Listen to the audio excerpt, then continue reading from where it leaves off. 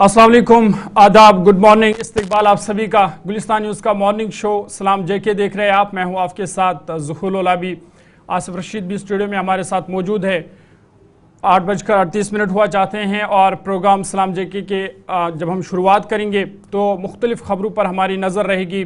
कौमी और आलमी सतह पर इस वक्त क्या कुछ चल रहा है उस वाले से बातचीत करेंगे और ख़ासकर जम्मू कश्मीर में क्या कुछ हो रहा है उस वाले से भी बातचीत करेंगे। और आपको बता दें कि मशरिक़ी वस्ता में इस वक्त जंगी सूरत हाल है। इजराइल ने ईरान पर हमला किया है, उस वाले से हम आगे चलकर बात करेंगे। बात हिंदुस्तान चीन के हवाले से भी होगी, एक अहम पेशरफ्त हुई है वो आपके सामने रखेंगे। और फिर आगे चलकर बात जम्मू कश्मीर के भी होगी, कुछ हुकूमती फ़ैसले हैं उन पर हमारी बातचीत होगी और कुछ अदालती फ़ैसले हैं उस वाले से भी बातचीत होगी। खासकर सलामती सूरत हाल इस वक्त जो जम्मू कश्मीर में बनी हुई है वो कहाँ तक पहुँची है और जो तहकीकात चल रही है, जो गुलमर्ग में हमला हुआ वो कहाँ तक पहुँचा है उस वाले से हम आगे चलकर बात करेंगे। कुछ आपके मसाइल है वो भी आला हुकाम तक पहुँचाने की कोशिश करेंगे। लेकिन प्रोग्राम की शुरुआत आई फॉर्मेट के हिसाब से हिस्ट्री ऑफ द डे के साथ करेंगे कि माजी में आज के दिन की क्या अहमियत है। आज 26 अक्टूबर है साल 2024, लेकिन माजी में आज के दिन क्या कुछ हुआ है एक एक करके वो आपके सामने आ रहा है। और आपको बता दें कि आज जम्मू कश्मीर के लिए आज का दिन बड़ा ही अहम दिन है, क्योंकि आज के दिन 1947 में महाराजा हरी सिंह ने जम्मू कश्मीर को हिंदुस्तान में जम करने पर मुत्तफिक हुए, इल्हाक हुआ था आज के दिन। और 1934 में आज के दिन महात्मा गांधी की क़यादत में ऑल इंडिया दही सनत एसोसिएशन का क़याम अमल में लाया, महात्मा गांधी की क़यादत में। 1943 में आज के दिन कोलकाता में हैज़े की वबा से 2155 अफराद हलाक हुए थे। 1943 में अक्टूबर के महीने में ये वबा वहाँ फैली थी। और फिर 1950 में मदर टेरेसा ने कलकत्ता में चैरिटी मिशन कायम किया। चैरिटी मिशन की शुरुआत आज के दिन से हुई थी। 1947 में आज के दिन इराक पर बरतानवी फौज का कब्जा खत्म हुआ, इराक ने आज़ादी हासिल की। और 1969 में चांद पर कदम रखने वाले पहले खलाई मुसाफिर नील आर्मस्ट्रांग आज के दिन मुंबई आए थे। 1969 में उन्होंने हिंदुस्तान का दौरा किया था और मुंबई वो आज के दिन आए थे। और आपको बता दें कि आज के दिन 1994 में इसराइल और उर्दन के दरमियान 46 साल से जारी जंग खत्म हुई और अमन माहिदा आज के दिन हुआ था दो मुल्कों के दरमियान। 2001 में आज के दिन जापान ने हिंदुस्तान पाकिस्तान के खिलाफ आयद पाबंदियां खत्म करने का ऐलान किया, दोनों मुल्कों के दरमियान जो पाबंदियां थी वो खत्म की। और 2012 में आज के दिन बर्मा में पुरतशद्दुद झड़पों में 64 अफराद हलाक हुए थे, कई लोग जख्मी हुए थे, यह आज के दिन हुआ था। और 2012 में 26 अक्टूबर को अफगानिस्तान के एक मस्जिद में खुदकश हमला हुआ, जिसके नतीजे में 41 अफराद हलाक हुए, जबकि 50 से ज्यादा लोग इस हमले में जख्मी हुए थे। 2015 में आज के दिन अफगानिस्तान में 7.5 शिद्दत वाले जिलजिले से 398 अफराद हलाक हुए थे, कई घर जमीन बोस हुए थे। और 1858 में आज के दिन H.E. स्मिथ ने वॉशिंग मशीन का पेटेंट कराया, इसकी शुरुआत भी आज के दिन हुई थी 1858 में। ये थी माजी के बाद। और अब बात सीधा आज के दिन के हवाले से करेंगे। और आपको बता दें कि मशरिक़ी वस्ता में इस वक्त जंगी सूरत हाल बनी हुई है, क्योंकि इजराइल ने ईरान पर जवाबी हमला किया। ये बड़ी खबर आपको बता रहे हैं कि इजराइल ने जवाबी हमला ईरान पर किया है। कई एक जगहों को निशाना बनाया गया है, खासकर एयरपोर्ट्स को निशाना बनाया गया है, फौजी अड्डों को निशाना बनाया गया है। और ये बड़ा हमला इजराइल की तरफ से ईरान पर जवाबी हमला, तेहरान से लेकर जो क्रिज है इन शहरों में ये धमाके हुए हैं, जिसकी अभी तक तस्दीक भी हुई है। और हमलों से नुकसान से बचने में ईरान उस हवाले से अभी कोशिश कर रहा है कि जो ये हमले हो रहे इससे कैसे बचा जाए। और ये बड़ा हमला माना जा रहा है इजराइल का जवाबी हमला ईरान पर। आपको याद होगा कि ईरान ने भी पहले इजराइल पर हमला किया था, काफी नुकसान हुआ था, लेकिन अब जवाबी हमला इजराइल की तरफ से ईरान पर किया गया है। 1 अक्टूबर 2024 को ईरानी बैलिस्टिक मिसाइलों से हमला किया गया था, इसके बाद जवाबी कार्रवाई की गई है। ईरानी दारुल हुकूमत तेहरान, शिराज और कर्ज के अंदर फिजाई हमले हुए हैं। 5 धमाकों की आवाजें और 2 मुख्तलिफ मकामात पर आग लगने के वाकयात रूनुमा हुए हैं, जिसकी तस्दीक ईरान के मकामी और सरकारी मीडिया की जानिब से कर दी गई है। लेकिन बड़ी बात यह है कि एयर डिफेंस सिस्टम भी ईरान को इन इजरायली हमलों से बहुत हद तक बचाने में कामयाब रहा है।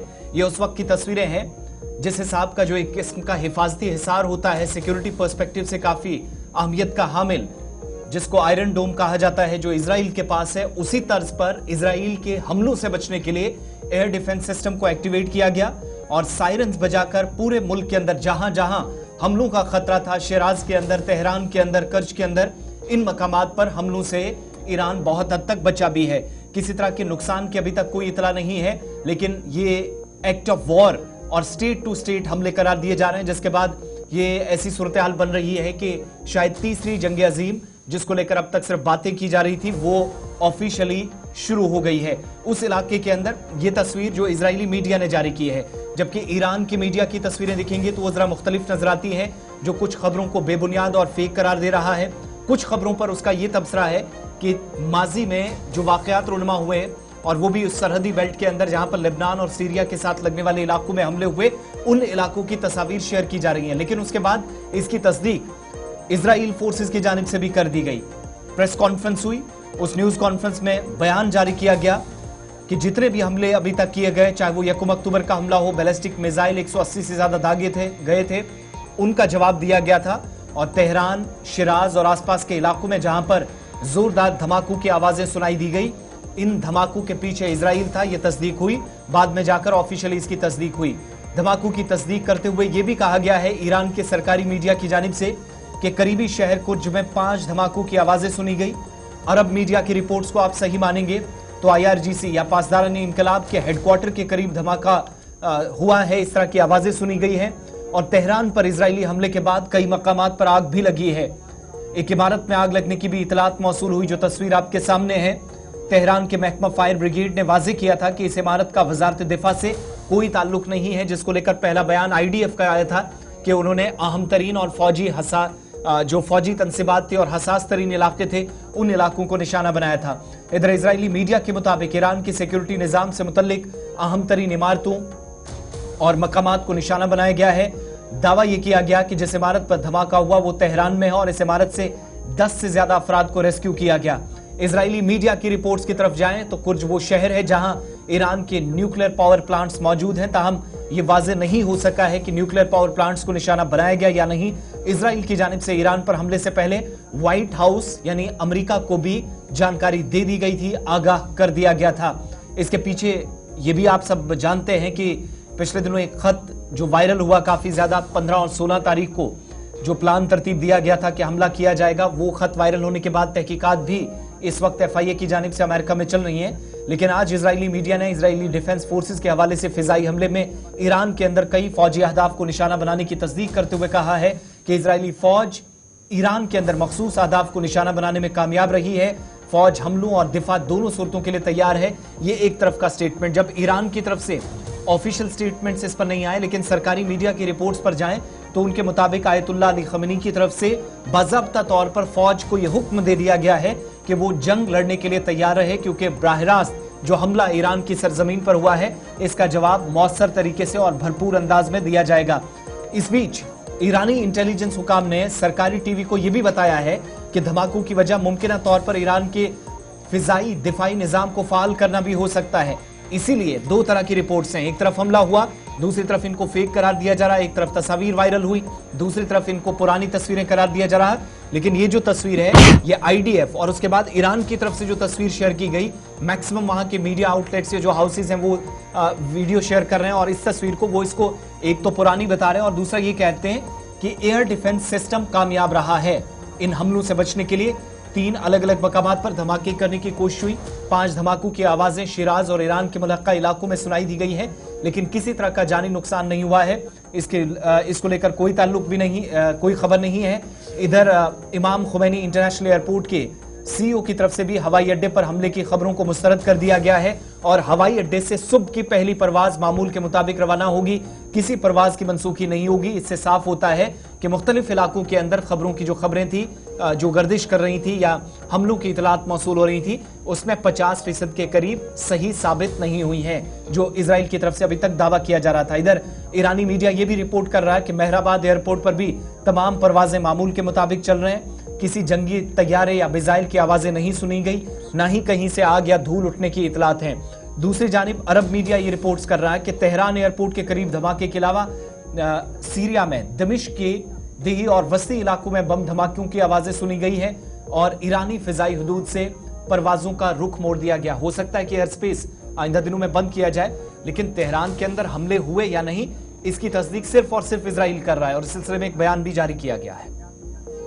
In response to months of continuous attacks from the regime in Iran against the state of Israel, right now, the Israel Defense Forces is conducting precise strikes on military targets in Iran. The regime in Iran and its proxies in the region have been relentlessly attacking Israel since October 7th on 7 fronts, including direct attacks from Iranian soil. Like every other sovereign country in the world, the State of Israel has the right and the duty to respond. Our defensive and offensive capabilities are fully mobilized. We will do whatever necessary to defend the State of Israel and the people of Israel. ये reports जो अब तक हमलों के हवाले से आ रही थी वो आपके सामने हमने रख दिए हैं। अब ये एक खबर थी जो बैनुल-अक़वामी सतह पर मुसलसल गर्दिश करे और जैसे जैसे आप आगे बढ़ेंगे बहुत सारी खबरें आप तक पहुंचेंगी कि हमला हुआ, किन किन मकामात पर नुकसान हुआ, क्या इतलात हैं, लेकिन धमाकों की आवाज़ें सुनाई दी गई हैं। ये ईरान के मकामी शहरी भी जो सोशल मीडिया साइट्स पर इस वक्त एक्टिव हैं, वहाँ से भी तस्वीरों के साथ शेयर डिटेल्स की जा रही हैं। मगर दूसरी तरफ आप देखेंगे सूरत हाल ऐसी बनी है कि यहाँ से दोनों ममालिक एक दूसरे में, अब ये कहानी 7 अक्टूबर से दरअसल शुरू होती है जब हमास की तरफ से इजराइल पर हमला किया गया और सबसे पहले इसका खैर मकदम ईरान की जानिब से किया गया। ये एक तरफ की बात आपके सामने, दूसरी तरफ हमलों के मुतल्लिक खबरों को बेबुनियाद और गलत करार दिया जा रहा है, मुस्तरद किया जा रहा है, लेकिन फिजाई हदूद अभी बंद नहीं हुए हैं, ये कन्फर्मेशन हो गई है ईरान की जानिब से। अब आगे बढ़ते हैं, बात भारत और चीन की। लाइन ऑफ एक्चुअल कंट्रोल पर सिचुएशन को अंडर कंट्रोल रखने के लिए बर्फ पिघले, इसके लिए कोशिशें मुसलसल हुई। फौजी सतह पर भी और सिफारती सतह पर भी बातचीत होती रही। नतीजा ये कि दोनों तरफ से फौजी दस्तों का हटना जराए के मुताबिक शुरू हो गया है। फौजी जराए इस बात की तस्दीक कर रहे हैं कि आर्जी ढांचे को खत्म करने की तैयारियां भारत और चीन की जानिब से लाइन ऑफ एक्चुअल कंट्रोल पर की गई है और एक तवील मुद्दत के बाद मशरकी लद्दाख के अंदर वो दौर शायद खत्म होता आपको दिखाई देगा जहां भारत और चीन के दरमियान काफी तलखियां रही, कड़वाहट रही, एक दूसरे के रिश्ते खराब हुए और 5.5 वर्षों की एक तवील मुद्दत के बाद भारत और चीन के दरमियान पिछले दिनों मुलाकात भी हुई काजान, रूस के अंदर। फौजी जराये के मुताबिक भारत और चीन ने मशरकी लद्दाख में डेमचोक और डेप्सांग मैदानी इलाकों में 2 ग्रिड पॉइंट्स हैं जहां पर फौजी दस्तों को हटाना शुरू कर दिया है और यह अमल 28 और 29 अक्टूबर तक मुकम्मल होने का इम्कान जाहिर किया जा रहा है। इसके अलावा यह अमल मशरकी लद्दाख में लाइन ऑफ एक्चुअल कंट्रोल या हकीकी कंट्रोल लाइन के साथ फौजियों की गश्त और जो उनकी मौजूदगी थी उसके बारे में दोनों ममालिक के दरमियान पिछले दिनों जो मुआहिदा हुआ उस पेशरफ्त के बाद हुआ है और 4 साल से जारी ताअत्तुल को खत्म करने में एक अहम पेशरफ्त या कलीदी किरदार इस मुआहिदे ने अभी आज के वक्त में पेश किया है। फौजी जराए इस बात की भी तस्दीक कर रहे हैं कि दोनों जो अहम तरीन पॉइंट्स हैं भारत और चीन के दरमियान, उन एरियाज में पेट्रोलिंग पॉइंट्स जहां पर अप्रैल 2020 से पहले की जो पोजीशन थी उन एरियाज के अंदर जो कशीदगी रही उसकी वजह से टेम्परेरी स्ट्रक्चर्स भी तैयार कर दिया गया और ये जो टेम्परेरी स्ट्रक्चर था उसको डिसमेंटल करने की भी तैयारियां हैं। और इतना ही नहीं, 2 फ्रिक्शन पॉइंट्स थे, इंपॉर्टेंट पॉइंट्स थे जहां पर दोनों अफवाज आमने सामने आकर खड़ी हो गई, दोनों तरफ से ढांचा तैयार किया गया। फौजी तनसीबात चाहे आर्जी तौर पर थी लेकिन थी, इस मुआहिदे के बाद आहिस्ता आहिस्ता उसको कम करने का सिलसिला शुरू हुआ है। इस बीच ये भी है कि दोनों फरीक अपने अपने जो यहाँ पर नुमाइंदे हैं उनको भी मुंतकिल करेंगे और आर्जी ढांचे को ख़त्म किया जाएगा। तफसीलात ये भी सामने आ रही हैं कि गश्त की हैसियत जो अप्रैल 2020 से पहले वाली पोजीशन थी उस पर वापस चीज़ों को लाया जाएगा। फोर्सेस के करीब या जो फौजी जराया हैं वो इस बात की तरफ भी इशारा करते हैं कि मुआहिदे के फ्रेमवर्क पर पहले सिफारती सतह पर इत्तफाक किया गया, फिर फौजी सतह पर बातचीत हुई और इसके बाद कोर कमांडर के मुज़ाकरात जो लगातार होते रहे उस पर सख्ती से काम किया गया। दोनों फरीकैन के दरमियान होने वाले मुआहिदों की पासदारी की गई। भारत की जानिब से फौजियों की जानिब से उन इलाकों में जहां पर सबसे ज्यादा सामान भारत की जानिब से भी पहुंचाया गया था, मशरकी लद्दाख के अंदर, उसको पीछे करना या पीछे लाना शुरू किया गया है।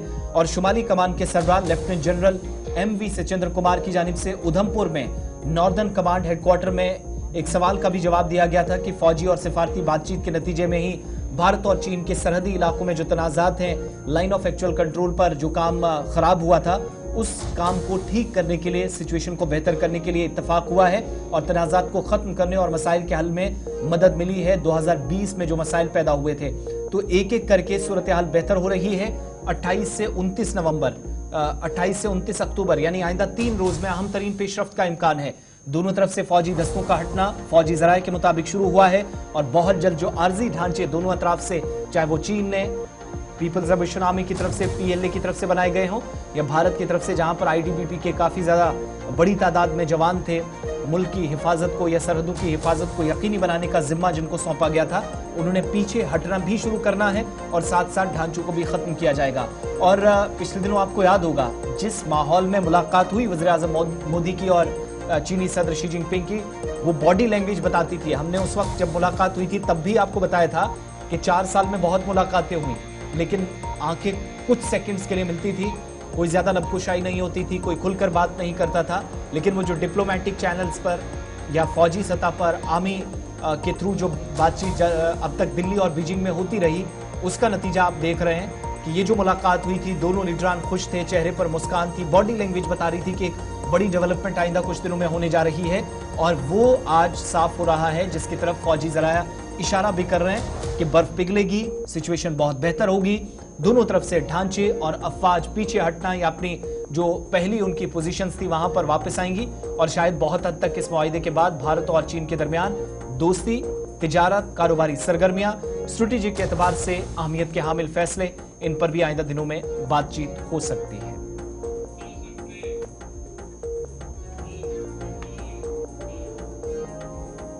चलिए, प्रोग्राम सलाम जी के जारी रहेगा। वक्त एक छोटे से ब्रेक का है, ब्रेक के उस पर वापस आएंगे तो बात जम्मू कश्मीर की होगी। मुख्तलिफ इलाकों के अंदर ऑपरेशंस और कुछ बड़े फैसले, इंकिशाफात हुए हैं। एक सड़क हादसा हुआ है, फौजी एहलकारों को नुकसान उठाना पड़ा है। डिटेल्स ब्रेक के उस पर।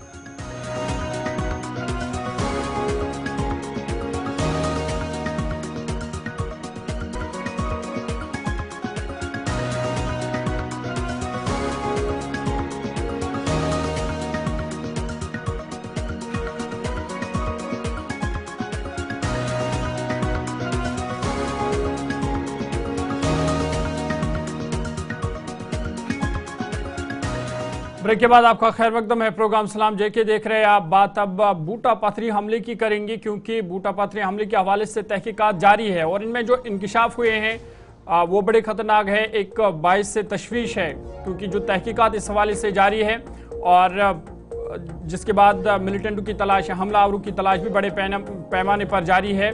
और जो इसमें अभी तक जो तहकीकात चल रही है, इसमें ये बात सामने आई है कि पहली बार फायर रॉकेट का इस्तेमाल किया गया है और ये जम्मू कश्मीर में पहली बार इस तरीके की जदीद हथियार का इस्तेमाल हुआ हो। और ये तहकीकात में ये बात सामने आई है कि बूटा पथरी हमले में एक फायर रॉकेट का इस्तेमाल किया गया है, जो सिक्योरिटी एजेंसियों के लिए एक तशवीश का बायस है। साथ ही साथ आपको बता दें कि PAFF जो बताया जा रहा है कि पाकिस्तान में कायम जैश मोहम्मद की एक शाख है, उन्होंने इस हमले की जिम्मेदारी कबूल है और इस हवाले से उन्होंने एक वीडियो भी जारी किया है, जिसमें एक मिलिटेंट को घने जंगलात के इलाके में रॉकेट फायर करते हुए देखा जा सकता है। फौज की तरफ से भी कहा गया है कि रॉकेट का इस्तेमाल हुआ है और कहीं ना कहीं ये जम्मू कश्मीर में पहली बार इस तरह के हथियार का इस्तेमाल किया गया है। और आर्मी गाड़ी की तरफ अगरचे से दागा गया था, ताहम ये उस निशानी पर नहीं लगा जहां पर ये फेंका गया था, जिससे कम ही नुकसान हुआ। और बताया जा रहा है कि अगर ये सीधा निशाने पे लगता तो शायद नुकसान उससे भी ज़्यादा होता। और इस तरह की जदीद हथियार का इस्तेमाल होना ये कहीं ना कहीं सिक्योरिटी फोर्स के लिए एक बड़ा कंसर्न है। और जितने भी हम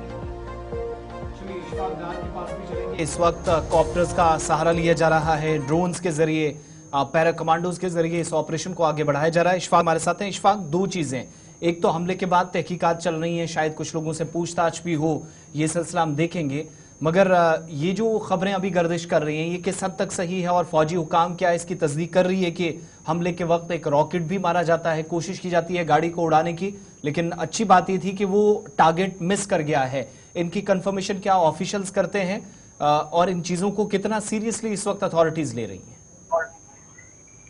बिल्कुल आसिफ जी, जिस तरह से ये बूटा पथरी की बात अगर हम करेगा, ये नागिन वाले इलाका जो है जहाँ पर ये हमला गुज़श्ता रोज हुआ है, और इस हमले के हवाले से मुख्तलिफ सोशल मीडिया प्लेटफॉर्म्स पे अगरचे ये बात गर्दिश कर रही है कि यहाँ पर रॉकेट इस्तेमाल किया गया है, उससे हमला किया गया है, लेकिन अभी तक इसकी पुष्टि जो है पूरी तरह से सिक्योरिटी एजेंसी की तरफ से नहीं की गई है। वही अगर हम इस इलाके की अगर से बात करेंगे, जो फौजी जराया है उन्होंने कहा बॉर्डर के उस पार से जो है ये यहाँ पर दरअंदाजी की कोशिश जो है वो की गई है, और वहाँ पर ये एलओसी के नजदीक वाला इलाका, पहले भी हमने कहा कि एलओसी के नजदीक वाला इलाका है, उस वजह से यहाँ पर ये हमला हुआ है। और इस हमले में यहाँ पर जो फौजी जवान के साथ जो मकामी फोर्स थे उन्होंने अपनी जान गंवाई है। कहीं न कहीं ये यहाँ पर एक तशवीश वाली बात भी है कि इस इलाके में इस तरह का हमला होना एक बड़ा चैलेंज भी है सिक्योरिटी एजेंसीज के लिए। और पहली दफा यहाँ पर इस तरह का जो हमला हुआ है इसमें 5 जाने जो है वो यहाँ पर गंवानी पड़ी है। यहाँ पर अगर हम इस वक्त की बात करेंगे, मजीद इस इलाके में यहाँ पर ऑपरेशन को वसी कर दिया गया है और यहाँ पर तलाशी अभियान बड़े पैमाने पे चलाया जा रहा है। इशफाक, आज तीसरा रोज है, ऑपरेशन जारी है, हेलीकॉप्टर्स का भी सहारा लिया जाता है, ड्रोन से निगरानी की जा रही है, तो क्या अभी तक कोई सुराग मिल पाया है हमलावरों के हवाले से, या जो इस हमले में हथियार इस्तेमाल हुआ था उस हवाले से कोई जानकारी या उसका कोई सुराग मिल पाया हो? देखिए जो जिस तरह से यहाँ पर ये हमला हुआ है और जिन हथियारों का इस्तेमाल किया गया है, ये जिस तरह से बताया जा रहा है कि ये बड़ा चैलेंज हो सकता है यहाँ पर सिक्योरिटी फोर्सेस के लिए, जिस तरह बताया जा रहा है। लेकिन हम ये भी कह सकते हैं कि यहाँ पर ये इलाका जो है, इस इलाके के साथ में एक बड़ा नाला भी बहता है, वहां पर अभी जो है इस वक्त भी सिक्योरिटी दस्ते जो तैनात किए गए हैं। यहाँ पर काफी चैलेंज भी रहता है यहाँ पर सर्च ऑपरेशन करना, क्योंकि ये इलाका एक तो उड़ी के साथ भी कनेक्ट है, दूसरा गुलमर्ग की ऊपरा जो इलाका है वहां पर भी कनेक्ट कर, क्योंकि बड़ा वसी जंगलात वाला इलाका है। यहाँ पर ऑपरेशन वो कुछ और भी समय लग सकता है जिस तरह से यहाँ पर कहते हैं। लेकिन फिलहाल यहाँ पर ड्रोन का इस्तेमाल किया जा रहा है, यहाँ पर हेलीकॉप्टर्स का भी इस्तेमाल किया जा रहा है, ताकि इस ऑपरेशन को जल्द से जल्द इस काम तक पहुंचाया जाए और उस मकाम पर पहुंचाया जाए। क्योंकि जहाँ तक कुछ मीडिया आउटलेट का हम बात करेंगे, ये एक्चुअल एरिया जो है वहां तक अभी अंदर जाने की किसी भी मीडिया आउटलेट को इजाजत नहीं है, क्योंकि सभी जो है बाहर से बूटा पथरी के बाहर से रिपोर्ट कर रहे हैं। हम ये कह सकते हैं कि इसमें मजीद वक्त लग सकता है, अभी 1 या 2 दिन अभी मजीद लग सकती है। ये बड़ा वसी इलाका और बूटा पथरी के इस पार जो है यहाँ पर बड़ी फौजी छावनी भी है, उस वजह से अंदर जो है वहां पर मीडिया को इजाजत नहीं दी जा रही है। अच्छा, ये भी खबरें थी कि बीच में हमने देखा कि किसी भी तरीके से नुकसान ना हो, एहतियाती तौर पर गंडोला सर्विस बंद की गई थी जो बाद में बहाल कर दी गई। क्या किसी किस्म की कोई एडवाइजरी आने जाने वालों के लिए या सयाहों के लिए इस इलाके में? बिल्कुल आसिफ जी, आपने सही कहा। जिस तरह से ये जो यहाँ पर हालात जो कल गंभीर हुए थे गुज़श्ता 2 रोज, तो क्योंकि यहाँ पर आपको पता है कि जैसे ही कहीं पर कोई घटना घटती है तो सोशल मीडिया का ज्यादा इस्तेमाल होता है, तो सोशल मीडिया पे खबरें गश्त करने लगी कि गुलमर्ग में हुआ है। लेकिन हमने पहली बात से कहा कि रोज से कहा कि गुलमर्ग से काफी दूर इलाका है, 9 किलोमीटर की दूरी पर है, क्योंकि सयाहत पर इसका मरफी असर न पड़े उस हवाले से हमने एक रिपोर्ट भी चलाई थी।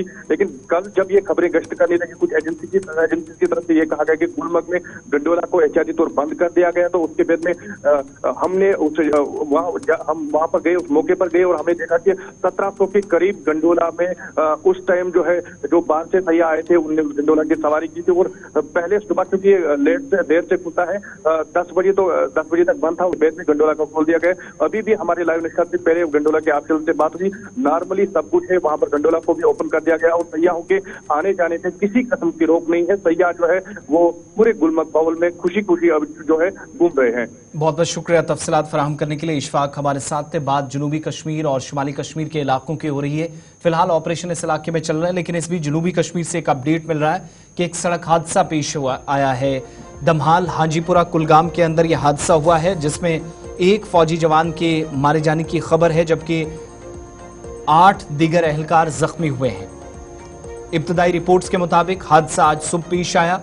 दमहाल हाजीपुरा का इलाका जहां पर यह हादसा हुआ है, जिसमें एक फौजी एहलकार के जाँ बहक होने की इतलात मौसूल हो रही है, जबकि 8 दीगर जख्मी हुए। अब्दुल हमीद हमारे नुमाइंदे काम से हमारे साथ हैं। हमीद, हादसे के हवाले से मजीद क्या तफसीलात हैं?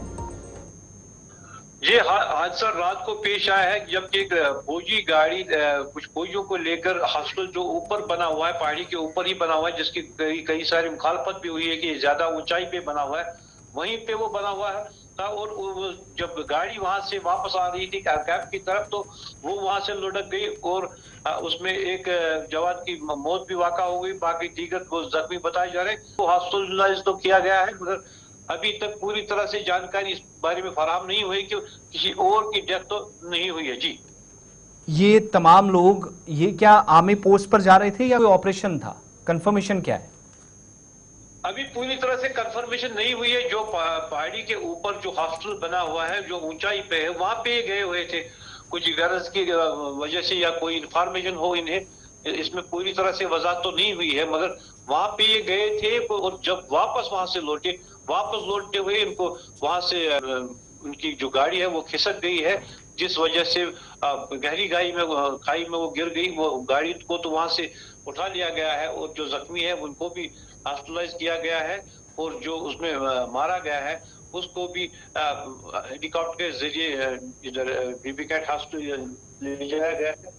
अभी पूरी तरह से डिटेल सामने नहीं आई है कि किस डे वो वहां पे गए और ये रात के वक्त ये एक्सीडेंट पेश आया है। बहुत शुक्रिया अब्दुल अफसलात फराहम करने के लिए। हादसे में एक जवान की जान चली गई है, 8 दीगर जख्मी है दमहाल हाजीपुरा के इलाके में। और बता रहे कि एक पहाड़ी सिलसिले से वापसी हो रही थी जब यह हादसा पेश आया है।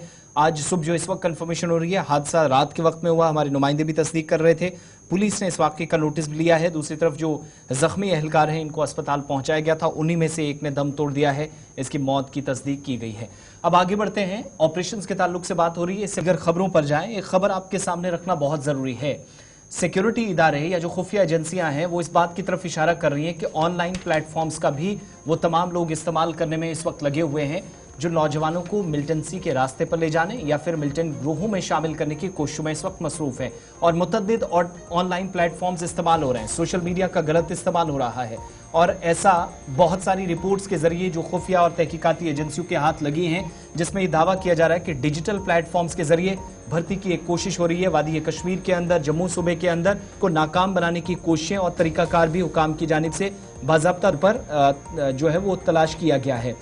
पाकिस्तान की इंटेलिजेंस एजेंसी या जो दहशतगर्दों के ग्रुप्स हैं डिजिटल प्लेटफॉर्म्स को इन रिपोर्ट्स के मुताबिक इस्तेमाल कर रहे हैं। भर्ती की कोशिशों को तेज़ किया जा रहा है। सख्त हिफाजती इकदाम की वजह से बराह रास्त चूँकि एक इन एजेंसीज के लिए रब्ता करना उन नौजवानों से हो गया है जिनको यहाँ से मिलिटेंसी के रास्ते पर ले जाया जा सकता है।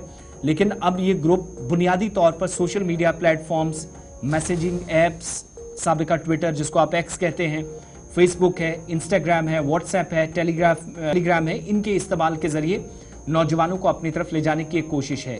इसके अलावा वीपीएन्स का जो वर्चुअल प्राइवेट नेटवर्क्स कहलाते हैं, इसका बहुत ज़्यादा और बेतहाशा इस्तेमाल हो रहा है। इसकी तस्दीक रिपोर्ट्स कर रही हैं। एक बार शनाख्त होने के बाद इन अफराद को प्राइवेट ग्रुप्स में कहा जाता है कि खींच लिया जाता है, अपने साथ ये लोग कर लेते हैं, जहां वो आहिस्ता आहिस्ता करके उनको कंटेंट प्रोवाइड करते हैं। मनगढ़ंत कहानियां और वीडियोस दी जाती हैं जिसमें मुबैना तौर पर सिक्योरिटी फोर्सेस की तरफ से किए गए मजालिम को दिखाया जाता है। और ये हिकमत अमली पाकिस्तान की इंटर सर्विसेज इंटेलिजेंस या ISI से मुंसलिक हैंडलर्स के जरिए फौजी हुकाम या जो इदारे हैं, एजेंसियां हैं, वो बताती हैं कि भड़काने और भर्ती के लिए साजगार बयानिए को फ़रोग देने के लिए ये तरीकाकार इस्तेमाल किया जाता है। एक परेशान कुन पेशरफ्त ये भी है, हुकाम ये मानती है कि मुमकिन भर्ती होने वालों को अब एक बड़ा कम वक्त मिलता है लेकिन मुख्तलिफ तंजीमों के साथ उनको जोड़ा जाता है, मुतासिर किया जाता है। 1966 में फुला बंदे को फांसी दी गई, 68 में, 85 में, 83 में, 96 में मिलिटेंसी का दौर याद दिलाया जाता है। तो हुकूमतों और मगरबी असर और रसूख दोनों के खिलाफ सरगर्म जो जिहादी तंजीमें थी उनके मुतल्लिक वकालत करने की बातें कही जाती है। और ये खुफिया और तहकीकाती एजेंसियों की जानिब से दावा किया जा रहा है कि वर्चुअल ट्रेनिंग से गुजरते हुए बशमूल यूट्यूब खित्ते में ऑपरेशनल काम तफ्वीज़ किए जाने से पहले बाकी सारा काम जो है पहले रसाई बड़ी आसानी से बनाने की कोशिश होती है इन नेटवर्क्स के जरिए और उसके बाद इस ऑपरेशन को अंजाम दिया जाता है जो अथॉरिटीज़ मानती है। अब इसमें हकाइक मजीद क्या हैं वो आहिस्ता आहिस्ता वक्त गुजरने के साथ सामने आएंगे, लेकिन पुंछ, राजौरी के अंदर, शुमाली कश्मीर के अंदर, जनूबी इलाकों के अंदर कई एक जगहों पर जहां आज के वक्त में भी ये अथॉरिटीज़ मानती हैं कि कई ऐसे अराकीन जो मिलिटेंसी का रास्ता तर्क कर चुके हैं, वापस मेन स्ट्रीम में आ चुके हैं, उन लोगों के साथ भी डिजिटल प्लेटफॉर्म्स का इस्तेमाल करके वापस उनके साथ रवाबित बहाल करने की कोशिश है। और इस कोशिश को किसी भी सूरत में अथॉरिटीज़ और एजेंसीज हम आहंगी को यकीनी बनाते हुए कामयाब नहीं होने देंगी।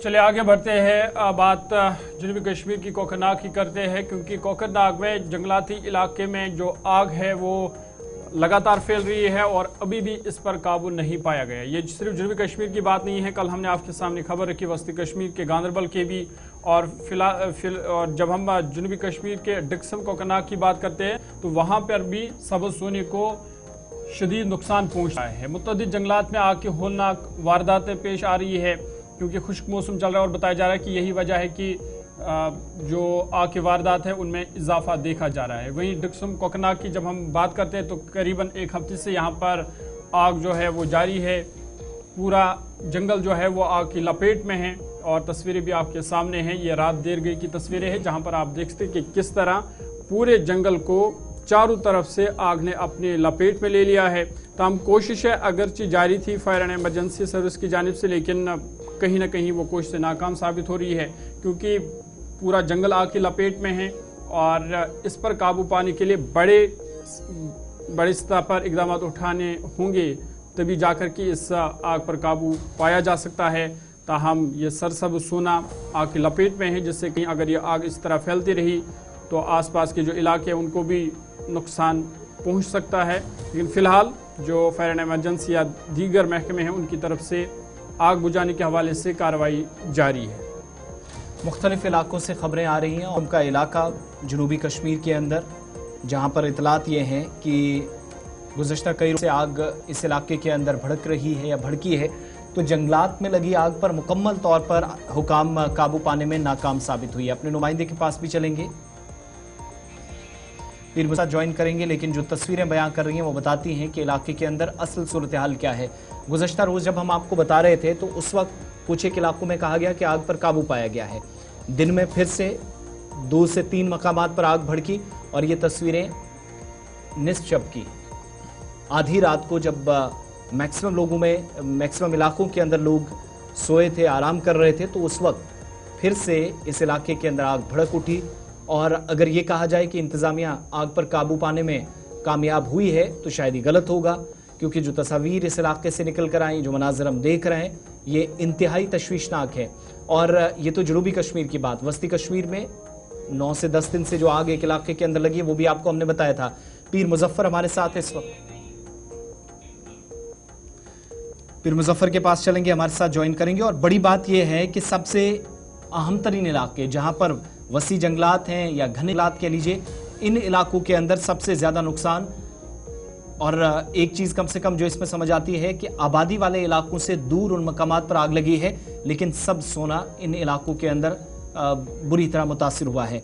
मुजफ्फर हमारे साथ है। मुजफ्फर, क्या मज़ीद तफसीलात हैं? ये जो तस्वीरें हम बता रहे हैं, तस्दीक ज़रा कीजिएगा, आग की होलनाक वारदात और आग पर काबू पाने में कामयाबी ना मिलना, क्या कन्फर्मेशन है?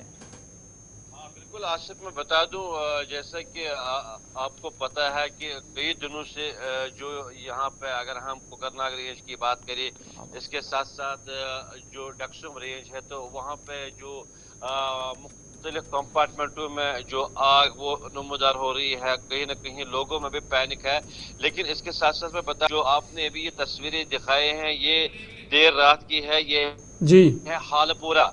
पूरा वायलू कुकरनाग, और जो ये एरिया आप दिखा रहे हैं ये है रेंज डक्सुम। और वहाँ पे लोगों ने कहा है कि अगरचे महकमा हाजा के जो एम्प्लॉय वो यहाँ पे पहुंचे, लेकिन वो फिर यहाँ से खाली हाथ उनको जाना पड़ा, क्योंकि एक तो ये हिली एरिया है, दूसरा वहाँ पे बड़ा मुश्किल है, क्योंकि अगरचे हम पहले कंपार्टमेंट की बात आकर की जब वहाँ पे भीषण आग, वहाँ पे तो फायर सर्विस कहीं न कहीं पहुंचे, लेकिन जो ये एरिया है, लेकिन वहाँ पे एक और पीर मुजफ्फर, क्या ये वही जंगलात है जो कुछ दिन पहले आपने लाइव वहां से तस्वीरें दिखाई थी, लाइव रिपोर्टिंग की थी, वो कंपार्टमेंट 7071, क्या ये वही जंगलात है? नहीं ज़हूर, ये दूसरा वो तो रेंज कुकरनाग का हिस्सा आता था, ये तो रेंज डक्सुम का है, हालपुरा जी, हालपुरा वाइल कुकरनाग, जहाँ पे ये देर रात से जो 2 दिनों से ये आग लगी हुई है, अभी तक बुझने का नाम नहीं रहा। लेकिन आपको मैं बता दूं, जो वहाँ की टोपोग्राफी या वेस्टिटी या लोगों से बात, उनका ये कहना है कि अल्लाह न करे अगर ऐसी सूरत हाल रही तो डर सा लग रहा है कहीं हमें नकल मकान न करना पड़े, क्योंकि एक तो जो इस वक्त की आग ये बिल्कुल अब बस्ती की तरफ नीचे आ रहा है, इससे लोगों में थोड़ा सा एक पैनिक भी है। अब उनकी ये डिमांड है कि हम चाहते हैं कि एडमिनिस्ट्रेशन, खासकर ज़रा इंतजामिया अनंतनाग, उसके साथ साथ जो फॉरेस्ट डिपार्टमेंट के जो आला सरबराह, इस तरफ अपनी तवज्जो मबजूल करें। लेकिन ताहाल ग्राउंड पे ऐसा नहीं हमें कुछ दिख रहा है, क्योंकि उनका ये कहना है कि कल कुछ एम्प्लॉयज आए, यहाँ पे आए, मुआयना किया और वापस चले गए, और लोगों में कहीं न कहीं वहाँ पे खौफ तारी हो चुका है। जी ज़हूर, तो क्या इसको इसी तरह छोड़ा जाएगा? इंतजामिया क्या कुछ इकदाम उठा रहे हैं? और अगर इसी तरह से ये आग फैलती रही तो क्या जो आसपास के इलाके हैं उनको भी खतरा है? बिल्कुल, हकीकतन अगर इस पे जल्द से जल्द काबू नहीं पाया गया तो मुझे लग रहा है कि फिर आई थिंक जो उनका भी सहारा लेना पड़ेगा, क्योंकि फिलहाल तो यहाँ आपको पता है ड्राइनेज चल रही है, फिलहाल यहाँ पे जो बारिश की गई थी वो भी नहीं दिख रही है, कहीं न कहीं जो ड्राइनेज है उसके हवाले से मैं बता दूं, जो आग के शोले वो बिल्कुल चारों ओवर इस वक्त जितना भी ये एरिया है, चाहे हम गडोल की बात करिए या कुकरनाग रेंज की बात करिए, डक्सुम रेंज की बात करिए, जो ये हिमालयी रीजन है, बिल्कुल ये पूरा इस अल्लाह न करे खतरे में आ चुका है। नुकसान से दो-चार बहुत सारे इलाके हुए हैं। पीर मुजफ्फर, बहुत शुक्रिया तफसीलात फराहम करने के लिए। डक्सुम कुकरनाग की तस्वीरें आपके सामने। अब जब मौसम खुश्क है, इस तरह की वारदातें रूनमा हो रही हैं अभी 2-4 दिनों से, और आपको सूरत हाल से गुजरना, क्योंकि किसी तरह की मौसमियाती तब्दीली इस महीने के आखिर तक होगी, इसका फिलहाल आप सोचना छोड़ दीजिएगा। महकमा मौसमियात ने पहले पेशगोई कर दी है और में काश्तकार भी मुतासिर हो रहे हैं। ब्रेक के उस पार वापस लौटेंगे तो आपको बताएंगे कि ज़ाफ़रान की काश्त करने वाले लोग इस वक्त शदीद मुश्किलात से दो चार हैं। कुछ परेशानियां, कुदरत की कुछ मार है, कुछ हुकूमती सतह पर इकदाम जो उठाए जाने चाहिए थे नहीं उठे, और आज नुकसान उठाना पड़ रहा है। ब्रेक के डिटेल्स आदिल शाहनवाज हमें ज्वाइन करें।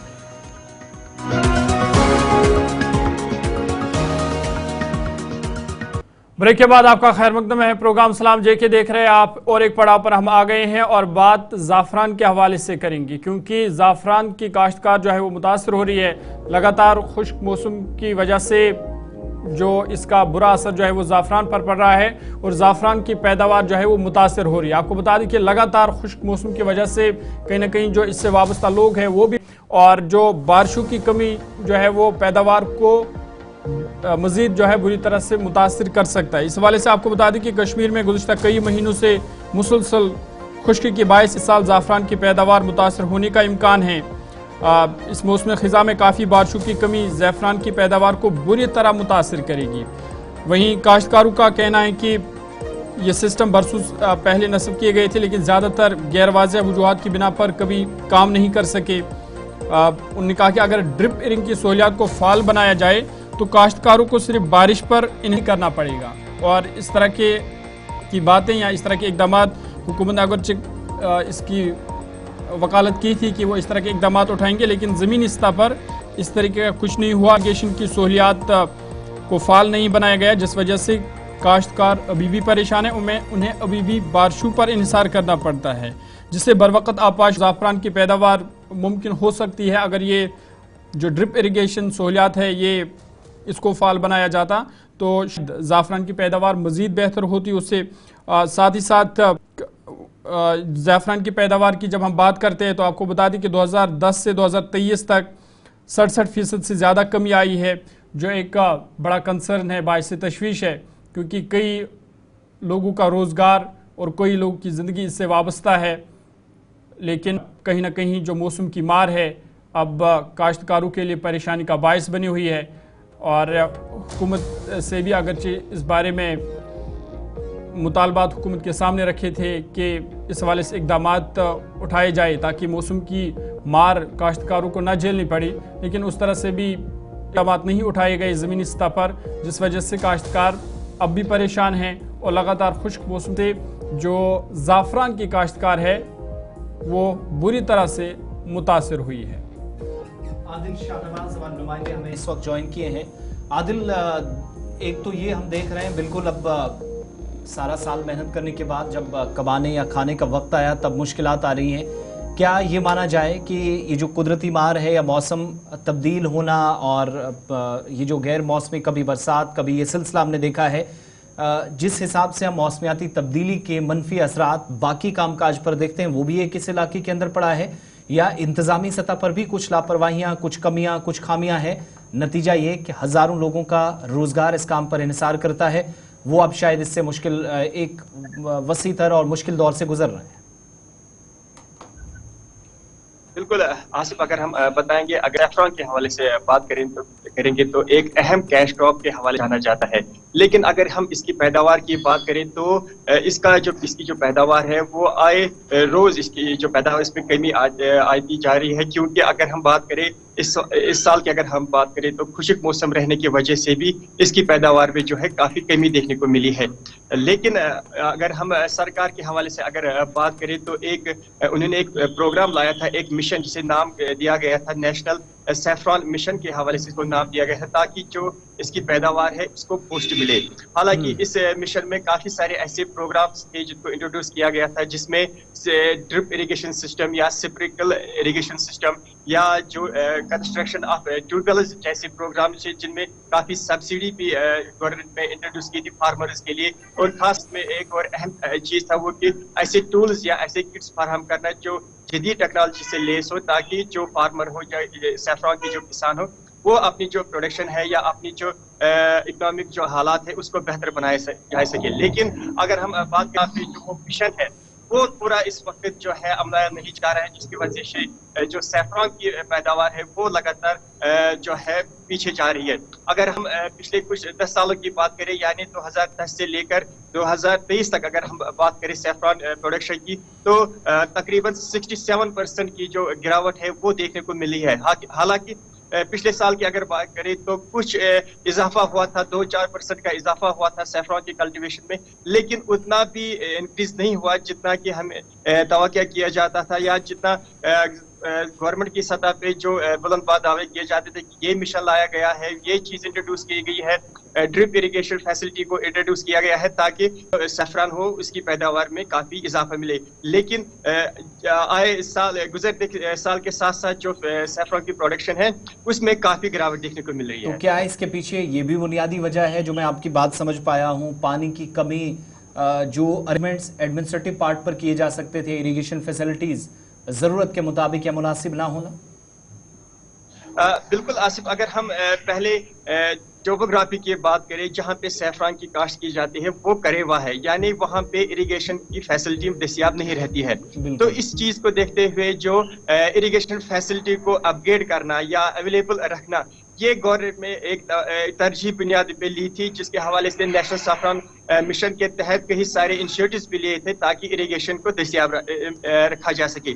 लेकिन जो इस वक्त जो मेन रीज़न है सैफरॉन की कल्टीवेशन में डिक्लाइन के लिए वो है बेहतर इरिगेशन फैसिलिटी, यानी बेहतर इरिगेशन फैसिलिटी इस वक्त नहीं मिल रही है काश्तकारों को, चाहे वो लिफ्ट इरिगेशन स्कीम्स के हवाले से बात करें या जो स्प्रिंकल या जो कैनाल्स के जरिए जो इरिगेशन फैसिलिटीज प्रोवाइड किए जाते हैं वो इस वक्त पूरी दस्तियाब नहीं है काश्तकारों के, जिसकी वजह से यहाँ पे डिक्लाइन हो जाए। और दूसरी वजह है जहाँ पे काश्त की जाती है खासकर पामपोर के एरियाज में, लेथपोरा या जो बाकी करेवाज है, वहाँ पे पोल्यूशन के हवाले से अगर बात करें, पोल्यूशन भी एक इस वक्त अहम जरिया है जो एक की रोल प्ले कर रहा है इस वक्त इस सैफरॉन के जो कम जो इस वक्त डिक्लाइन जो होता जा रहा है इसकी प्रोडक्शन। बहुत शुक्रिया आदिल तफसीलात फराहम करने के लिए उस इलाके की बात पर्टिकुलर, और ये जो कुछ तस्वीरें आज की, कुछ पुरानी जो हम आपको दिखा रहे हैं और ये नई तस्वीरें भी हैं।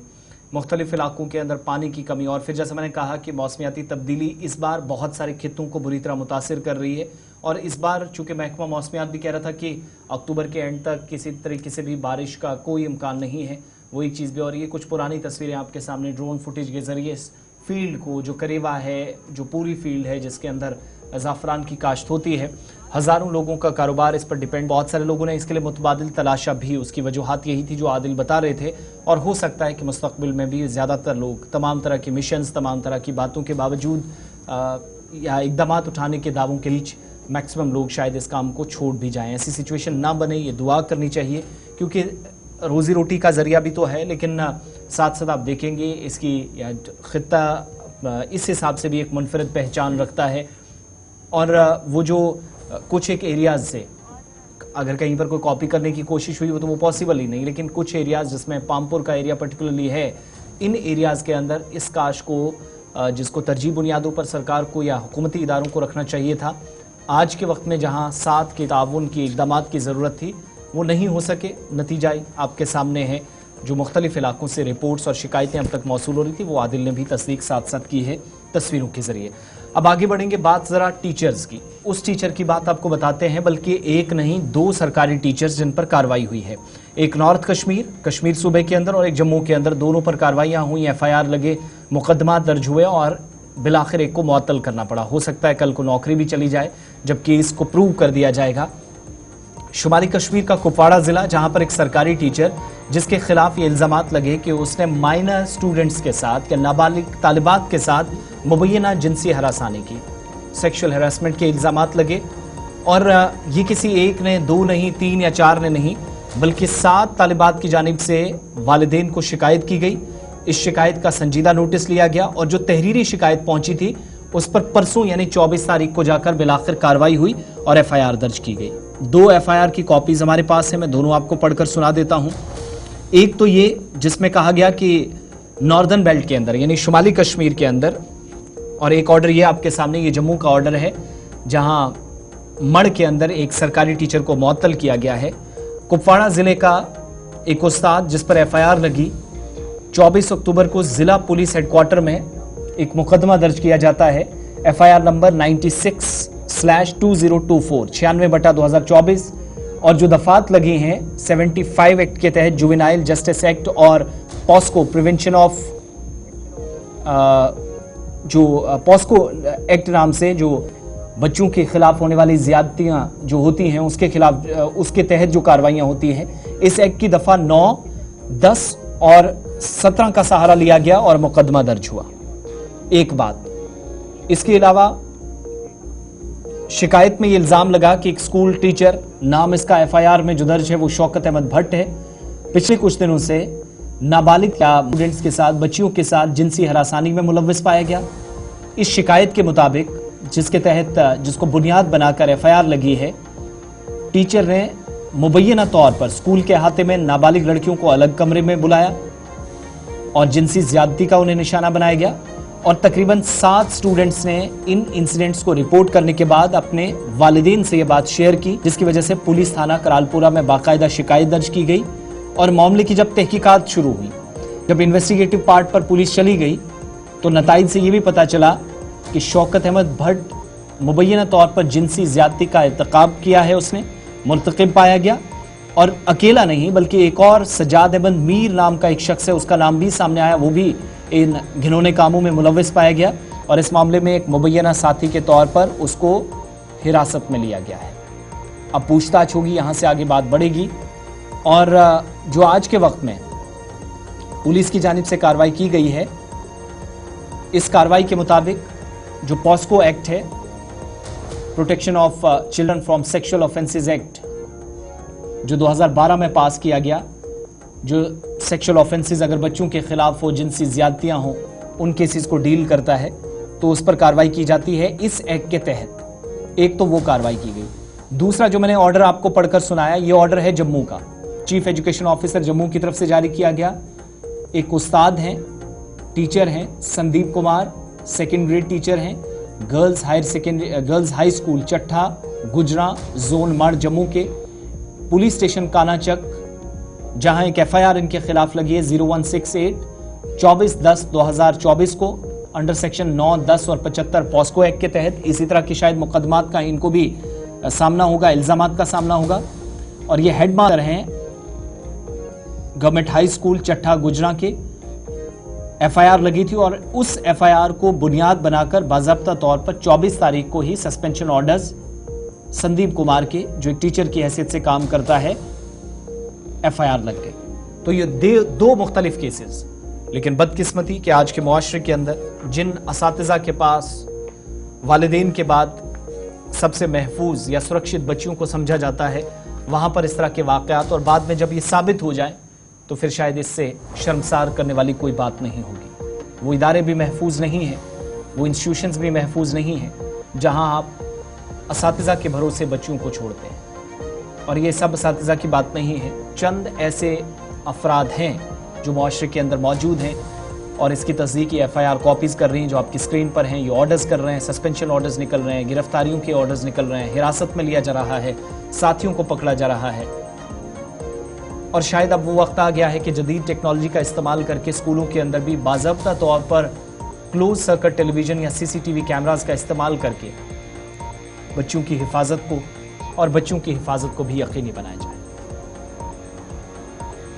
चलिए आगे बढ़ते हैं। ये थी उस्तादों के हवाले से बात, और बात अब इलेक्शन के हवाले से करेंगी, क्योंकि जो असम्बली इंतखाबात है वो मुकम्मल हुए और अब जम्मू कश्मीर में तैयारी चल रही है पंचायती इंतखाबात की। और इस हवाले से बाज़ाब्ता तौर पर स्टेट इलेक्शन कमीशन जो है उनकी जानिब से हुक्मनामा जारी किया गया है और तमाम जो डिस्ट्रिक्ट पंचायत इलेक्शन ऑफिसर है उनको कहा गया है कि वो पंचायत की जो उनकी नज़रसानी का हुक्म दिया गया है कि जो इंतखाबी फ़हरिस्त है पंचायतों की उसको नज़रसानी का हुक्म दिया गया है।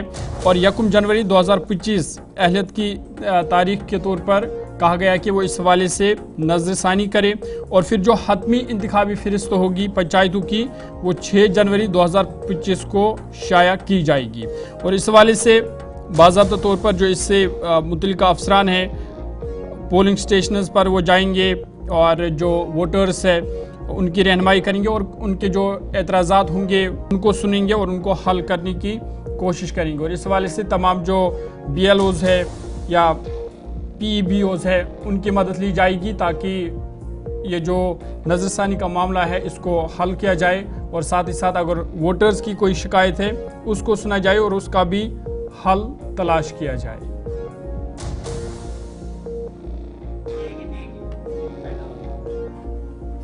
इमरान नाइको के पास चलेंगे। इमरान, जो डेट नोटिफिकेशन में मेंशन की गई है, जी जो तफसीली नज़रसानी का शेड्यूल जारी हुआ है ज़रा वो पढ़कर बताइएगा। एतराज़ात कब तक होंगे, ड्राफ्ट पंचायत इलेक्टोरल रोल कब आएगा, रिवीजन में मज़ीद क्या कहा गया है, और जो अगर किसी ने कोई क्लेम करना होगा स्पेशल कैंप्स लगेंगे उसके लिए। और ये भी खबर है कि 6 जनवरी से पहले ये प्रोसेस कंप्लीट होगा तो इम्कान है कि मिड जन में कोई नोटिफिकेशन भी आ सकता है। बीच में चूंकि सर्दियां भी है तो मौसम के हवाले से भी जो है वो सारी चीज़ें उस हिसाब से भी जहन में अथॉरिटीज़ को रखनी है। लेकिन फेब और मार्च के आसपास ही शायद पंचायत इलेक्शंस हों। जी बिल्कुल, जैसे कि आपने कहा कि स्टेट इलेक्शन कमीशन की तरफ से ये नोटिफिकेशन जारी कर दिया गया है और इस नोटिफिकेशन के मुताबिक अब एनुअल जो पंचायत इलेक्टोरल रोल्स या जिसे हम वोटर लिस्ट भी कहते हैं इस पर नजरसानी होगी, इसका एनुअल रिवीजन होगा। और इस हवाले से बाज़ाब्ता तौर पर स्टेट इलेक्शन कमीशन की तरफ से डेट्स भी अनाउंस की गई है और जिसके मुताबिक अगले माह यानी कि नवंबर से इसकी जो 4 नवंबर को ड्राफ्ट इसका शाया किया जाएगा। 11 नवंबर से जो इसमें एतराज़ात है, ऑब्जेक्शंस है, वो शाया की जाएंगी और ये करीबन 1 महीने तक चलेगा, 12 नवंबर से 12 दिसंबर तक। और 1 महीने तक इसमें अगर कोई ऑब्जेक्शन होगा, इसमें कोई करेक्शन होगी या कुछ डिलीट करा होगा, वो सारा इस 1 महीने के दौरान होगा। और इसके अलावा बाद में फिर साथ ही ये भी कहा गया है कि जो डिस्ट्रिक्ट पंचायत इलेक्शन ऑफिसर्स हैं उन्होंने हिदायत देंगे कि जो बूथ लेवल ऑफिसर्स हैं या जो BLOs है वो लेवल ऑफिसर्स के साथ कैंप का इनेकाद करेंगे। और ये जो कैंप्स है ये पूरे कश्मीर में 6 जगहों पर 6 कैंप्स का इनेकाद किया जाएगा और जहाँ पे ये बूथ लेवल ऑफिसर्स या पंचायत जो ऑफिसर्स हैं जो इसके लिए डिजिग्नेट किए गए हैं वो वोटर्स के साथ उनको आगाही फराहम करेंगे, और या अगर वोटर्स की कोई भी शिकायत होगी या कोई करेक्शन होगा या कोई और उनका खदशा होगा वो सुने जाएंगे, और पूरी वो डिटेल्स जो है वो वहाँ पे सबमिट की जाएगी। बाद में इलेक्शन ऑफिसर को जो डिस्ट्रिक्ट लेवल पे होंगे, और डिस्ट्रिक्ट लेवल के जो ऑफिसर्स हैं वो स्टेट इलेक्शन कमीशन को वो सबमिट करेंगे, और फाइनल इसका जो ड्राफ्ट है वोटर लिस्ट जो शाया किया जाएगा उसकी 6 जनवरी तारीख दी गई है। तो कुल मिला के जैसे आपने कहा कि अब शायद बज़ाहिर ऐसा लग रहा है कि अब यकीनी तौर पर जो पहले समझा जा रहा था कि 10 दिसंबर और नवंबर के बीच में पंचायत के इंतखाबात होंगे, लेकिन अब जो नोटिफिकेशन सामने आई है तो अब जनवरी भी नामुमकिन है। लेकिन ऑलरेडी यहाँ वेदर क्लाइमेट का भी एक बड़ा फैक्टर रहता है, और इसलिए अब जो 6 दिसंबर को या 6 जनवरी को फाइनल वोटर लिस्ट शाया किया जाएगा स्टेट इलेक्शन कमीशन की तरफ से, तो इससे जाहिर हो रहा है कि शायद मार्च या अप्रैल के दौरान जम्मू कश्मीर में पंचायत के इंतखाबात मुनाकिद किए जाएंगे। आल्दो कि आपने कहा कि शायद जनवरी मिड में भी नोटिफिकेशन जारी हो सकती है, लेकिन जैसे मैंने कहा कि यहाँ जनवरी के महीने में काफ़ी सर्दी होती है, बर्फबारी होती है, खासकर जब हम फार फ्लंग एरियाज की बात करते हैं या लाइन ऑफ कंट्रोल के नज़दीक जो गांव है, तो काफ़ी सारी चीज़ें मद्देनज़र रखते हुए तो इसलिए हम समझते हैं कि ये जो नोटिफिकेशन इस वक्त जारी कर दी गई है जिसमें ये कहा गया है कि अब वोटर लिस्ट का एनुअल रिव्यू लिया जाएगा, इस पर नज़रसानी की जाएगी। तो 6 जनवरी को अगर फाइनल ड्राफ्ट सामने आता है यानी फाइनल वोटर लिस्ट शाया किया जाता है तो मार्च या अप्रैल के महीने में ऐसा लग रहा है कि जम्मू कश्मीर में पंचायत के इंतखाबात मुनाकिद किए जाने के इम्कानात बिल्कुल आया लग रहे हैं। बहुत बहुत शुक्रिया डिटेल्स देने के लिए। और पंचायतों के अंदर इंतखाबात जम्मू कश्मीर में होंगे, इसके लिए तैयारियां आहिस्ता आहिस्ता की जा रही हैं, लेकिन चूंकि एक लंबा प्रोसेस फिर भी होता है, बहुत सारी फॉर्मेलिटीज़ होती हैं, वो कोडल फॉर्मेलिटीज़ पूरी होंगी तो उसके बाद काम होगा। अब आगे बढ़ेंगे, बात अब ज़रा उस कॉलेज की जिसको मंजूरी मिले, इसके लिए इंतज़ार काफ़ी वक्त से हो रहा था और बहुत सारे स्टूडेंट्स इंतज़ार कर रहे थे सरकार की तरफ से उनको मदद मिले और एक एक करके वो सेशन में भी आगे जाएं, सरकार की मदद से वो तालीमी सरगर्मियाँ जारी रख सकें। इस बीच कठुआ के अंदर जो होम्योपैथी कॉलेज है उसके अंदर कामकाज ऑफिशियली शुरू हो जाएगा, क्योंकि कठुआ होम्योपैथी कॉलेज को सरकार की तरफ से मंजूरी दे दी गई और ये मंजूरी एक खास दरख्वास्त पर हुई वज़ीर-ए-आज़म मोदी की जानिब से। कुल मिलाकर 5 दर्जन से ज्यादा ऐसे तलबा हैं, ऐसे छात्र हैं जिनको सरकार की तरफ से माली इमदाद दी जाएगी, मदद की जाएगी, जिसके बाद ये अपना काम शुरू कर सकेंगे। वज़ीर-ए-आज़म की जानिब से या दफ्तर से जब इस पर काम हुआ है, जब हरी झंडी दिखाई गई तो इस पर मुतलकीन की जानिब से इजहार तशक्कुर किया गया। और बड़ी बात यह कि काफ़ी मुद्दत से इस बात का इंतज़ार हो रहा था कि जो आयुष मिनिस्ट्री का अप्रूवल है principal government homeopathy college Kathua का, वो बाज़ाब्ता तौर पर chairman board of professional entrance examination BOPEE तक पहुंचा है और ये भी कहा गया है कि लेटर ऑफ परमिशन बाज़ाब्ता दिया जाए नेशनल ग्रांट कमीशन को की तरफ से, ताकि होम्योपैथी या मिनिस्ट्री ऑफ आयुष को जो मिलकर या कोऑर्डिनेशन के साथ काम करना है और हेड भी इस इदारे के अंदर हो, सरबराह हो, इसका मुखिया भी साथ साथ बनाया जाए, कामकाज ऑफिशियली शुरू किया जाए, उस पर भी कोई काम हो सके। हमारे साथ शिल्पा शर्मा इस वक्त है। शिल्पा, क्या डिटेल्स और हैं? ऑर्डर हमारी स्क्रीन पर है लेकिन अभी बड़ा काम होना बाकी है। कौन कौन से एरियाज हैं जहां काम होना बाकी है और जिस पार्ट पर अभी मंजूरी मिली है वो डिटेल्स बताइएगा। हाँ जी बिल्कुल, देखिए कठुआ में न्यूली सैंक्शन होम्योपैथी कॉलेज की बात करें तो काफी लंबे समय से इंतजार किया जा रहा था और आखिरकार उससे फर्स्ट सेशन एकेडमिक का सेशन की जो है यानी कि 2024 और 2025 की जो है वो शुरुआत की, यानी कि अप्रूवल जो है वो मिल चुका है, जिसको लेकर डॉक्टर जितेंद्र सिंह ने अनुरोध किया था और मिनिस्ट्री आयुष के माध्यम से प्रधानमंत्री नरेंद्र मोदी जी ने जो है वैसे अप्रूवल दिया। देखिए इसको लेकर डॉक्टर जितेंद्र सिंह ने अपने ट्विटर हैंडल पर जो है एक्स अकाउंट पर भी उन्होंने जो है इसको लेकर जम्मू कश्मीर के निवासियों और साथ ही साथ कठुआ के निवासियों को जो है वो बधाई भी दी है। उन्होंने ये भी कहा कि देखिए 10 मार्च 2024 की उन्होंने कहा कि जब लैंडस्लाइड के लिए वहां पर दौरा करने के लिए वहां पर जो है वो पहुंचे थे 10 मार्च 2023 को, और उसके बाद अगर हम 8 एकड़ की फैली हुई जो वो जमीन है जहां पर कॉलेज जो है वो बनाया जा रहा है, वहां पर करीबन जो है एडमिनिस्ट्रेटिव ब्लॉक वहां पर जो है वो बनाया जाएगा, हॉस्पिटल कॉम्प्लेक्स होंगे, साथ ही साथ जो एकेडमिक बिल्डिंग है वो वहां पर जो है वो बनाई जा रही है और साथ ही साथ जो हॉस्टल्स हैं वो वहां पर मेल एंड फीमेल स्टूडेंट्स के लिए बनाए जाएंगे। तो देखिए जो स्टूडेंट्स होम्योपैथी में अपना फ्यूचर बनाना चाहते हैं या फिर जिनका गोल है, तो उनके लिए बेहद ही महत्वपूर्ण है, बेहद ही अच्छी ये एक राहत भरी खबर है। और साथ ही साथ देखिए जम्मू कश्मीर में स्वास्थ्य सेवा और साथ ही साथ एजुकेशन डिपार्टमेंट में जो है वो एक महत्वपूर्ण कदम है। देखिए इसको लेकर इस लेटर की अगर हम बात करें तो अभी भी काम जो है वो होना बाकी है, लेकिन फर्स्ट सेशन का अप्रूवल जो है वो यहाँ पर मिल चुका है। और इसी लेटर को लेकर जो प्रिंसिपल है गवर्नमेंट होम्योपैथी कॉलेज के प्रिंसिपल, वो जम्मू बोपी चेयरमैन से मुलाकात करते हैं, उन्हें ये लेटर दिखाया जाता है। और साथ ही साथ उन्हें इस लेटर की अगर मैं बात करूं तो देखिए इसमें साफ तौर पर लिखा है कि 63 स्टूडेंट्स जो है यूजी के वो इसमें दाखिल होंगे। और साथ ही साथ जो ईडब्ल्यूएस है यानी कि इकोनॉमिकली वीकर सेक्शन है, उनके लिए रिजर्व सीट रखी जाएगी। 15% तो क्या सेशन की शुरुआत इसी बार हो जाएगी मार्च के आसपास? माफ कीजिएगा, सवाल फिर से सेशन की शुरुआत कब से होगी?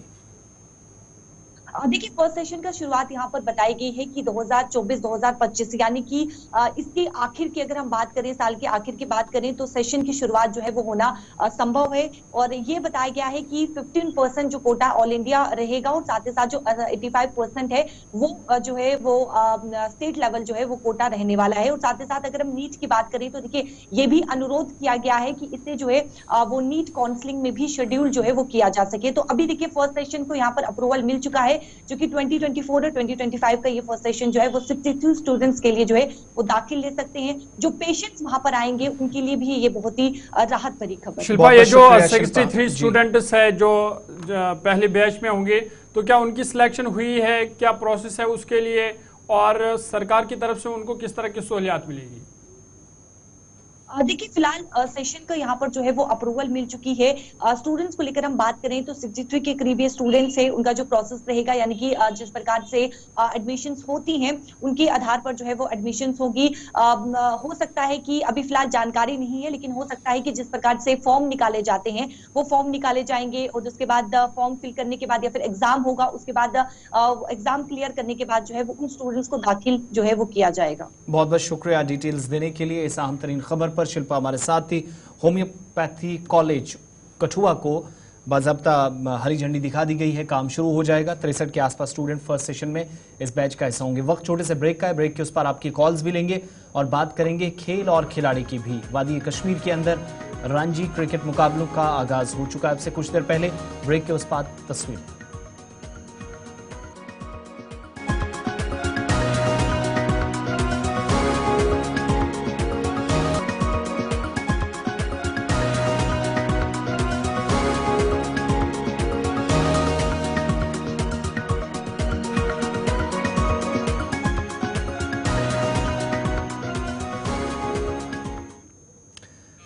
ब्रेक के बाद प्रोग्राम सलाम जेके में आपका इस्तकबाल। कुछ मिनट्स बाद आपकी कॉल शुरू करेंगे, उससे पहले श्रीनगर से आपको तस्वीरें दिखाते हैं। लेजेंड्स लीग के मुकाबले और फाइनल खत्म होने के बाद सबकी नजरें आज के मुकाबलों पर हैं और ये तस्वीरें हैं रणजी ट्रॉफी सीजन 2024-25 के सीजन की, जहां लेफ्टिनेंट गवर्नर आपसे थोड़ी देर पहले 9:30 बजे जब मैच शुरू हुआ है तो टूर्नामेंट का इफ्तिताह, बल्कि वादी कश्मीर में आप कहेंगे तो यहाँ होने वाले मुकाबले एक तवील मुद्दत के बाद ये मैचेस हो रहे हैं। इस इलाके के अंदर, इस खित्ते के अंदर होने वाले मैच की शुरुआत करवाई है। उनके साथ बीसीसीआई के मेंबर्स भी थे। जम्मू कश्मीर वर्सेस सर्विसेज के दरमियान ये मुकाबला होना है और 9:30 बजे ये मैच शुरू हुआ है। रणजी मुकाबलों में अब तक ज़बरदस्त परफॉर्मेंस रही है, या मिली जुली परफॉर्मेंस भी कह सकते हैं जम्मू कश्मीर क्रिकेट टीम की। और जम्मू कश्मीर का जो स्क्वाड है, अब्दुल समद, अभिनव पुरी, अहमद बांडे, पारस डोगरा, शुभम खजूरिया, शुभम पुंडीर, आबिद मुश्ताक, आकिब नबी, साहिल लोथरा, विवरांत शर्मा, शिवांश शर्मा, रासिक सलाम, रोहित शर्मा, उमर नज़ीर मीर, उमरान मलिक, युद्धवीर सिंह। जबकि सर्विसेज का स्क्वाड रजत पालीवाल, AK शुक्ला, रवि चौहान, शुभम रोहिला, अर्जुन शर्मा, जयंत गोयत, इसके अलावा पुलकित नारंग, सूरज वशिष्ठ, अरुण कुमार, लवकुश बंसल, नितिन तनवर हैं, नितिन यादव हैं, पूनम पूनिया हैं, वरुण चौधरी हैं। एक तो ये तस्वीर जो लेफ्टिनेंट गवर्नर थोड़ी देर पहले आए थे, अब दूसरी तस्वीर भी आप देखेंगे जहां सुबह सुबह खिलाड़ी जब पहुंचे थे तो प्रैक्टिस कर रहे थे और जितने गेस्ट थे वो यहाँ पर तैयार थे। शेर कश्मीर क्रिकेट स्टेडियम सोनवार श्रीनगर के अंदर खिलाड़ी सुबह सुबह सर्दी का असर भी गर्म मलबूसात में नज़र आ रहे हैं प्रैक्टिस करने के लिए। और मैच से पहले जब खिलाड़ी यहाँ पर पहुँचे तो गुलिस्तान न्यूज़ नुमाइंदा इरफान फाजिल ने कुछ खिलाड़ियों से बात की, उनकी बात भी ज़रा आपको सुनाएंगे। लेकिन ये बड़ा दिन है जम्मू कश्मीर के लिए। जम्मू कश्मीर क्रिकेट एसोसिएशन या board of control for cricket in India BCCI की जानिब से एक बड़ी कोशिश, और वो कोशिश रंग लाती हुई दिखाई दे रही है। अच्छा मौसम, ब्रीज चलेगी, बॉल स्विंग होगा, बहुत सारी चीज़ें आप देखेंगे बाकी एरियाज़ के या बाकी वेन्यूज़ के मुकाबले आपको डिफरेंट नज़र आएगी। और ये वही ग्राउंड है जहां पर लीजेंड्स लीग के मुकाबले पिछले दिनों हो चुके हैं। Your good name? Anup. Anup, you're from? Services cricket team. आज आप कश्मीर आ रहे हैं तो कैसा फील कर It is a weather. It is a beautiful weather. और बहुत अच्छा लगा यहाँ आके, and the valley is really very beautiful. How about the Ranji Trophy matches with Kashmir, especially Jammu Kashmir team? It will be very exciting, and hope to see a better and a good match. तो कश्मीर में how do you feel people, especially how do you feel the players, especially in Kashmir, playing cricket? The people of Kashmir are also very good by heart. कल मिले, हमने बातें की, थोड़ा बाहर घूमे तो बहुत अच्छा मिला। यहाँ का टैलेंट कैसा लगा आपको? यहाँ का टैलेंट भी बहुत अच्छा है। लड़कों को हमने देखा है 4-5 दिन से प्रैक्टिस करते हुए, so they are really doing great and good job. क्या मैसेज देंगे आप क्रिकेट के लिए? क्रिकेट कहीं भी हो अच्छा होना चाहिए, अच्छी इंटेंसिटी के साथ और एक पॉजिटिव एनवायरनमेंट के साथ होना चाहिए। Thank you. तो तस्वीरें, 40वां मैच है, शुरू हो चुका है। दिन भर आपको अपडेट्स मिलती रहेंगी। इस खबर के बाद सीधा खबरों पर ब्रेक लगाते हैं। 9:47 हो गए। आप लोगों की कॉल्स भी सुननी है, एक एक करके आप कॉल करना शुरू करें। चारों नंबर्स आपकी स्क्रीन पर आएंगे और 4 नंबर्स में से एक एक करके जब आप कॉल करेंगे तो फ़ोन के ज़रिए जब रब्ता करते हैं बराह रास्त बात करें। टीवी की आवाज़ बंद कर लें, कम से कम जो आपकी आवाज़ रिपीट हो ना हो, किसी भी तरीके से डिस्टर्बेंस ना हो, इस चीज़ का ख्याल रखिएगा। और जो बात आप करना चाह रहे हैं बराह रास्त वहाँ टीवी पर आवाज़ सुनकर ना करें। तो कॉलर्स की तरफ चलेंगे, एक एक करके कॉल्स आना शुरू। चारों नंबर ज़रा स्क्रीन पर दे दीजिएगा ताकि लोग जो हमें ज्वाइन करेंगे वो और ये चारों नंबर्स 448125876699 पर आप कॉल कर सकते हैं। जब भी कॉल करें 019 मत लगाना मत भूलिएगा। फर्स्ट कॉलर हमारे साथ लाइन पे। हेलो, नाम बताएं, कहाँ से? हाँ, असलम बोल रहा हूँ सर, किश्तवाड़ से। जी असलम साहब। हाँ, ये जंगलात के बारे में आप हर वक्त ये करते रहते हैं, लेकिन खुशकसाली का इसके साथ कोई वास्ता नहीं है।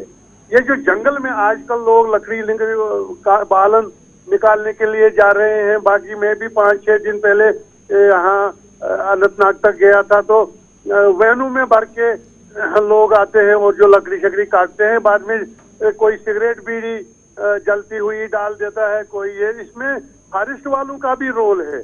फॉरेस्ट वाले जो लकड़ी बेचते रहते हैं, तो उसके बाद ये आग से उसको वो जो निशानात उसके होते हैं उसको ये खत्म करने के लिए भी लगा रहे। बचाई क्या है जम्मू कश्मीर में, इतना ही तो है। बाकी था, उसके भी प्रोजेक्ट बन रहे हैं, वो भी बाहर जा रहा है सारा उसका फायदा। अब ये जंगलात हमारे, बहुत शुक्रिया कॉल करने के लिए। जरूर आपकी बात कंसर्न अथॉरिटी तक पहुंच गई होगी और जरूर इस वाले से वो तहकीकात करेंगे। और एक कॉलर हमारे साथ है। हेलो, अस्सलाम वालेकुम। वालेकुम सलाम। टंगपुर बटमारी से जनाब। जी हेलो। जी जी, गली नंबर 13 है। हेलो जी, अपनी बात रखिए, आपकी आवाज आ रही है। हाँ, मैंने बहुत दफा फोन किया सर, लेकिन यहाँ पर अभी तक मैडम नहीं डाला। पिछले 2 साल से मैं फोन कर रहा हूँ आपको। हमको बाहर नहीं निकल सकता, गर्दा बहुत है, गड्ढा है, पानी आता है इसमें, लेकिन इसमें अभी तक मैडम नहीं डाला सर। कौन सा इलाका बताया आपने? वो गली नंबर 13 बटमालू टंगपुरा। बटमालू टंगपुरा, फिरदौसाबाद। बहुत शुक्रिया। Next collar. हेलो, अस्सलाम वालेकुम। वालेकुम अस्सलाम। जनाब बच्चों से पर डूरू नाइटपोरा पे बताएं।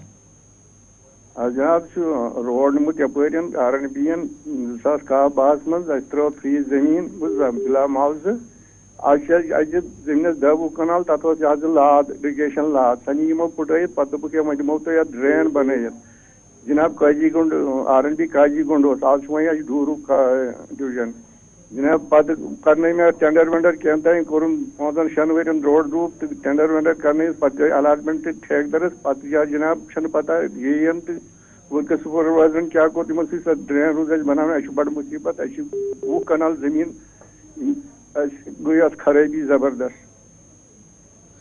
बहुत शुक्रिया आपकी कॉल का। नेक्स्ट कॉलर इंतजार कर रहे हैं। नाम बताएं अपना, कहां से?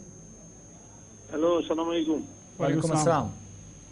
जनाब रात आया सीमट कलस गई ना 2010 पे काम चलान।